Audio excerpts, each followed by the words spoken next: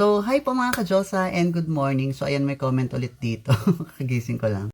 So, ito yung comment niya pala. Sabi niya, nakakasunog ba yan ng mukha ma'am pag maraming ilagay? So, ang tinatanong niya ay itong ating SCD Peeling Skin Lotion. Nakakasunog daw ba ito ng mukha kapag marami kang nilalagay?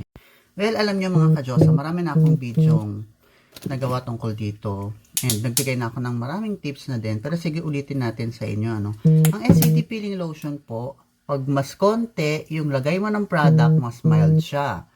Kapag mas marami yung lagay mo ng lotion sa mukha mo, syempre, mas intense yung epekto niya. Mas tumatapang siya. Mas konti, mas mild, mas maraming pato, mas maraming product, mas tumatapang siya. So, ibig sabihin, you have to find the right amount of the product that suit on your skin type.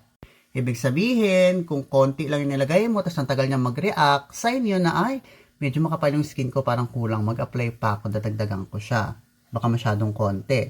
Ngayon naman, kung marami naman yung nilagay mo, tapos biglang ang bilis na mag-react sa skin mo, kontian mo lang, bawasan mo siya by the next day. Kasi, it's either sensitive naman yung skin mo.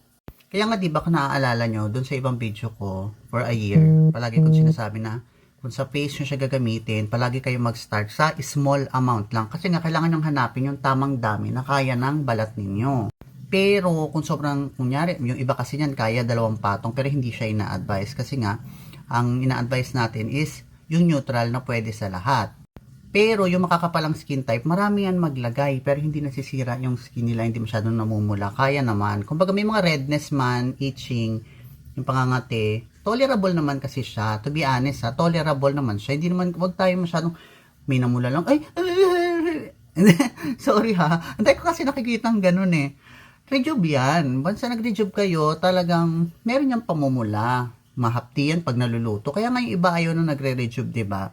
So, ganun lang siya kadali. Hanapin mo lang yung tamang dami ng skin, ng product na suit on your skin type.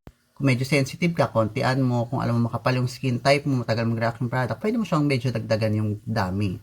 Kaya nga for all skin type siya. Ibig sabihin nga lang, kailangan mong hanapin yung tamang dami na kailangan ng skin mo. Ulitin ko, mas konti yung lotion, mas mild siya, mas marami yung lotion, mas matapang siya. So, ayan yung clue ha. Kaya kayo yung maghanap ng tamang dami na swak dun sa skin type ninyo. Pero, ang nakakasunog ay yung for example, di ba nga kasi rejuve siya. So, ayun, lagay lang tayong sunblock kasi mamimili ako ng ulam sa labas.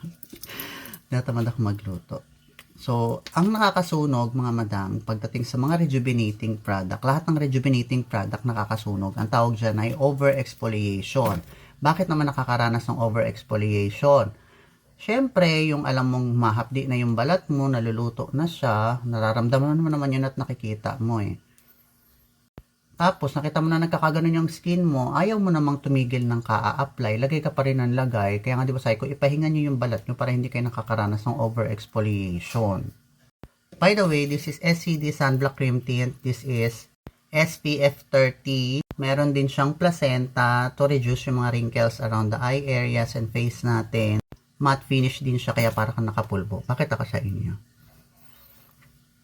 Very advisable to kapag meron kayong mga pekas and melasma.